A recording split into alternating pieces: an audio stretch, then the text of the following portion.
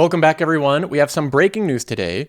Apple is entering into an agreement with Google, potentially, over AI to leverage Google's Gemini. Now, we have the actual exclusive from Bloomberg. So this is a Bloomberg exclusive. I have the entire write-up here. We're going to go through it together, and I'll give you some thoughts along the way. So we'll be going through the actual report together, and then I'll give you my takeaway, my summary of what's going on, what this Apple and Google AI partnership means, the basic outline of it. If you're an Apple investor, where does this leave Apple? And of course, if you're a Google investor, where does this leave Google? So we're going to be going over all of this in this episode. So it's going to be a big one. We have some big breaking news to get into. Let's go ahead and jump in. Now, before we jump into this news, I think it's important to outline that I am an investor that has a significant stake in both of these companies. I'm very bullish on Google. I hold the company in my story fund, which is a portfolio that I track publicly every single week, and I track the performance of it against the S&P 500. Google's the third largest holding in this portfolio, a 17% weighted position. And despite the fact that Google has gone through a string of bad news and bad headlines, I have not sold a single share of this company, because I feel strongly that I think things are going to work out for Google. If we pull up my other portfolio here, the passive income account, I track this one on my other YouTube channel. But one of my top holdings in this account has been Apple for the past 5 years. And Apple, of course, still remains a significant position. I have currently around $43,000 invested in this company. So obviously I like both of these companies, and I've been a big proponent of investing in both of them over the past 5 years. But Google in particular, Google has had a string of really bad headlines, bad sentiment, investors questioning Google's strategy and if it's going to work. They've had not a lot of wins, they've had a lot of L's over the past year. This string of bad headlines started out with Google Bard and a botched demo on stage. That looked a little bit embarrassing for the company. Employees said that they rushed it out. Then later they released the Gemini demo, which was incredibly impressive until you found out that most of it was sped up and edited. So it really wasn't real. They got even more criticism for that. And then after that, they released the Gemini artificial intelligence image generator, which a lot of people realized was swapping races of historical events, like making some of the founding fathers of the US black, things that just didn't make sense. So investors were even more concerned about their AI generation, which led into the entire culture of Google, and scathing articles about Google's culture of fear, intimidation, lack of leadership, and confusion. All of this piled together meant that the stock really wasn't rallying with the rest of big tech. Google was basically flat year to date, not going up at all, even though the stock price has been cheap. So even though all of this has been happening, I've still put this to the side and believe that most of it is news that can be worked out, and most of it is short shelf life news. That in the long term, Google will move past all of this and we'll see brighter days ahead. And that's what we're seeing. Finally today, it seems like Google has a potential win.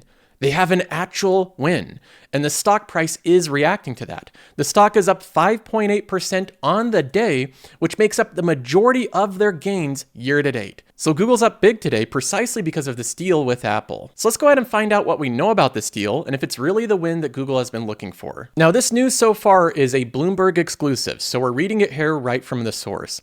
Apple is in talks to build Google's Gemini artificial intelligence engine into the iPhone. So that's what they're discussing, taking Gemini and building that technology into your phone, not as like a third-party thing, but right onto the iPhone.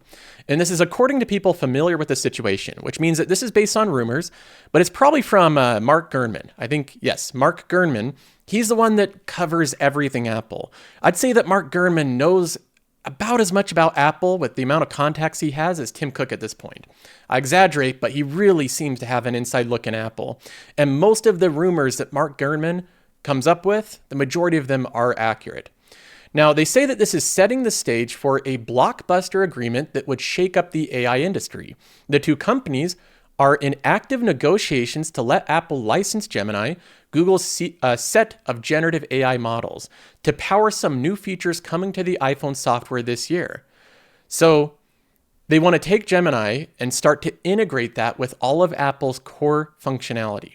This isn't what I imagine to be a situation where it's going to be like Gemini search is on the iPhone and you have a little app where you hit Gemini and it pops up.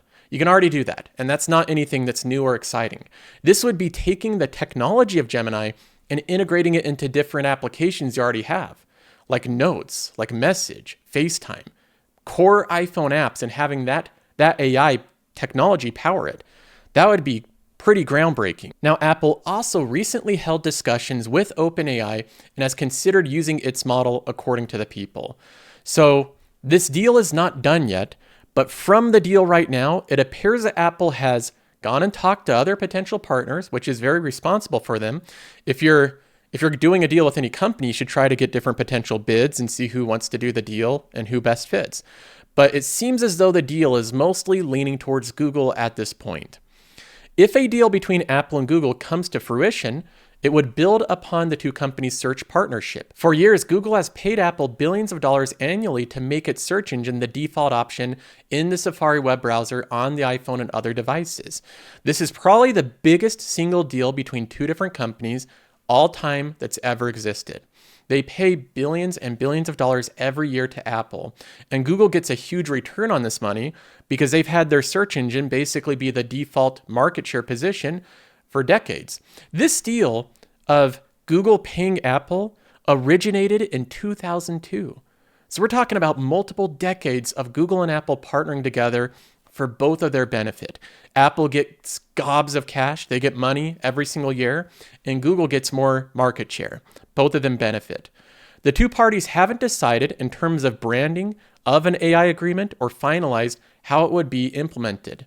So we have no knowledge right now of truly how this would be implemented. That's up to our imagination. We don't know if Google's going to demand that Gemini, the name Gemini or Google, appear anywhere. So we could look at this a couple different ways. Is Apple going to make this so that when you're using it, you have no clue if it's Apple AI or Google? Maybe. Maybe it will show up with the little Gemini logo or Google branding. Now, they bring up an interesting point here.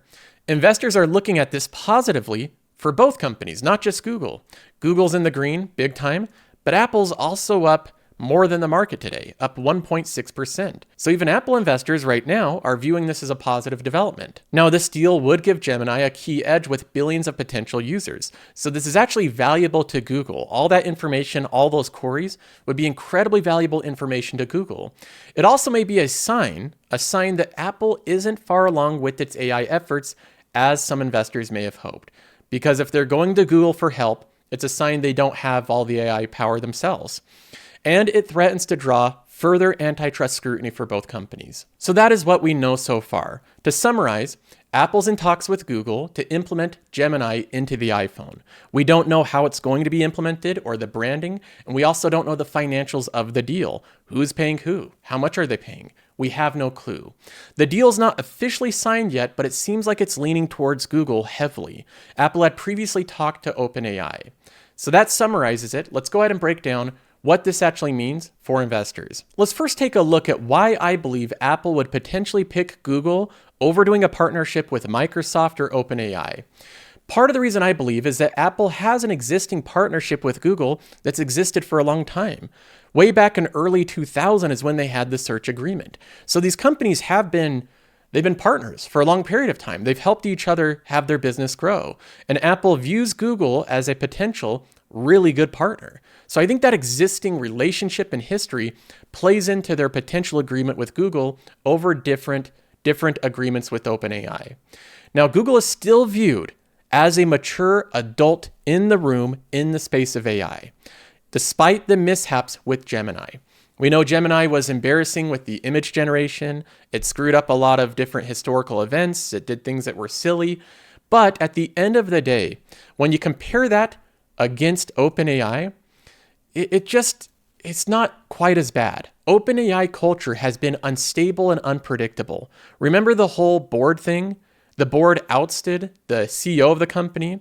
There wasn't much view into what happened. Satya Nadella was blindsided by it, and he really didn't know fully what was going on. And then they completely took control of the board. All of that unpredictableness, all of that culture problem, I think makes Apple a little bit more apprehensive to do a deal with OpenAI than they would with Google. So even though Google is still trying to figure out Gemini fully and they have to make some tweaks, they have problems of their own, I still believe with the options of OpenAI or Google, I believe that Google's still viewed as the adult, the mature one in the room. OpenAI is viewed more as like the immature, unpredictable, kind of newer company. Now, finally, I think that Apple views Google as a worse enemy than Microsoft. So when you go into partnership with a company, you're becoming friends with them. You're kind of negotiating together, you're working together, and you're mutually benefiting. If Apple goes with another company, that puts them at odds with Google even more. And I think that if you compare what company Apple's afraid of, Google or Microsoft, I think they're far more afraid of Google. Google is a bigger competitor in more things that Apple does, especially with browser technology, competing with Chrome and Safari, with the search. I really think that Google has a lot of tools to compete with Apple. Google owns huge internet properties of Gmail and YouTube, which they can take market share at will from different companies. Apple's already dealt a lot with Microsoft as a competitor, and I don't think they view Microsoft as a big of competitor. So I think this is also a situation where Apple would probably rather align with Google than align with Microsoft in this endeavor. I think all of these together explains why Apple would choose Google as a potential partner over Microsoft. Now, where does all of this leave Apple currently? Well, the stock is up today, but let's take a look at the overall situation of Apple. Apple has recently abandoned the low-margin, highly competitive industry of EVs. So they've completely gotten out of the car business. They're done trying to compete with that. I think that Apple decided they didn't want to go into a business that had margins of anywhere of 15 to 20%. Half the margins of their current business.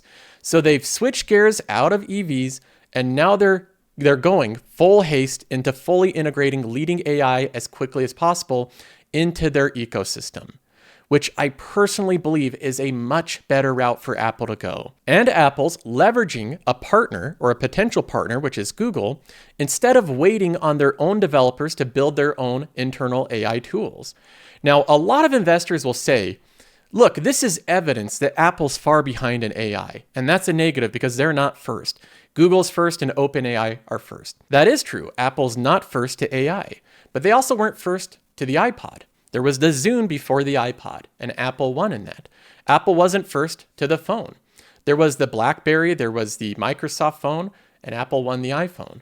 Apple wasn't first to the laptop. Apple wasn't first to the tablet. Apple was not first to the desktop computer. They also weren't first to the Apple TV, which competes with Roku. Yet they're winning in all of these markets. Being first is not the most important thing when it comes to technology. Apple usually is a little bit slower to different endeavors, ones like this, but if they do it well enough, they'll continue to capture marketplace. And in 5 or 10 years, most people won't remember who was really first to these markets.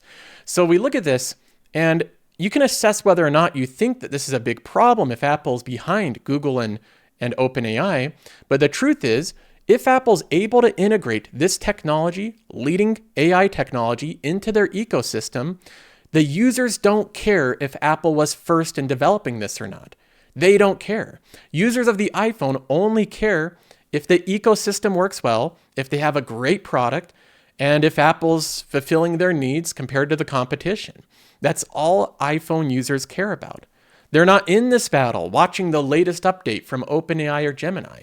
Most iPhone users don't have a clue. They just want a product that works really well. And Apple knows that. So Apple will have some of their own features from their own internal AI tools, which they are developing, but they'll also have a partnership integration to fill in the gaps where they're currently lacking. This is where Gemini steps in and fills in all those empty spots. So between the two of their own internally built tools and this partnership, Apple can build out a well-rounded ecosystem of AI into all of their products. And I've said many times before that the mode of Apple, the power of Apple, is the ecosystem. So even though Apple may be third or fourth or even fifth place in the AI race, that's not optimal. We'd love for Apple to be on the bleeding edge of everything. It doesn't really matter as much as who benefits from AI. We've seen that Apple can benefit dramatically from developments of other companies. Apple's good at extracting value from things that other people do. The entire App Store is an extraction of value from different businesses. They have a toll booth on different businesses. Their ecosystem can extract value out of the tools that Google's building to Apple's benefit. So overall, I view this like the market. I think that this is overall a positive development for Apple. So we've talked a bit about how this impacts Apple, but where does this leave Google? Now, none of this is officially confirmed. So this is just my take on what I believe will happen. But I believe when I look at the economics of which party is going to benefit the most economically, meaning who's going to get paid for this, I think this is where Google will actually get paid. I believe Google will receive a new high margin agreement that's somewhat the reverse of the search agreement. So think about the search agreement. The search agreement is that Apple receives income from defaulting Google because Google needed Apple more than Apple needed Google with search. So Apple's receiving all this money from defaulting Google. In this agreement, Apple clearly needs Google, I believe, more than Google needs Apple. Yes, Google can benefit potentially from the user base and the additional data, so maybe Google does see upside in this, but I believe that Apple really needs AI technology, and they're going with what company they think can provide the most ongoing updates and the best partnership. So instead of Google being on the paying end, I believe this time they're going to be on the income end. Now, how much income this will be, I don't know, but I believe it will likely be between 2 to 4% of additional net income per year. So probably a couple $1 billion per year. I think that's pretty reasonable.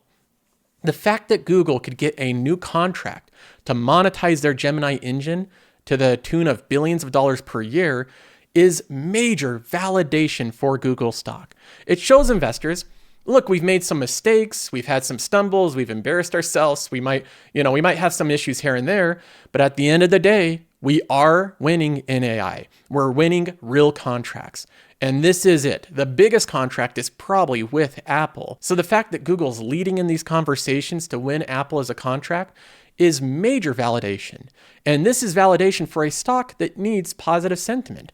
Like I've mentioned, sentiment is really low for Google right now, and I believe that this will help out sentiment in Google stock and possibly even employee morale. If employee morale is low at Google, I think this will only help it out.